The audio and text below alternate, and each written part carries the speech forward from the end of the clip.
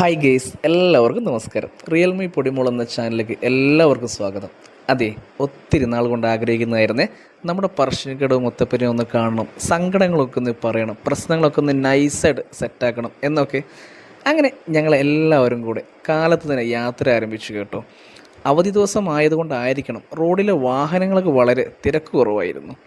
യാത്ര ആരംഭിച്ച് 1 മണിക്കൂർ കഴിയുമ്പോൾ തന്നെ വിശപ്പിൻ്റെ നിലവിളി വന്നതെന്ന് എല്ലാവരും ഒരേ സ്വരത്തിൽ പറഞ്ഞപ്പോൾ കണ്ണൂരെത്തുന്നതിൻ്റെ തൊട്ട് മുന്നെയായി നല്ലൊരു ഹോട്ടലിൽ തന്നെ നിർത്തിക്കൊടുത്തു ഗൈസ്.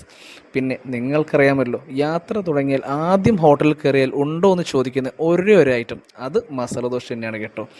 അങ്ങനെ ഞങ്ങൾ 11 മണിയോടെ പറശ്ശിനിക്കടവ് എത്തി. 15 മിനിറ്റ് വെയിറ്റ് ചെയ്തെങ്കിലും ഞങ്ങൾക്ക് നല്ലൊരു സ്ഥലത്ത് തന്നെ പാർക്ക് ചെയ്യാൻ സാധിച്ചു എന്നതാണ്.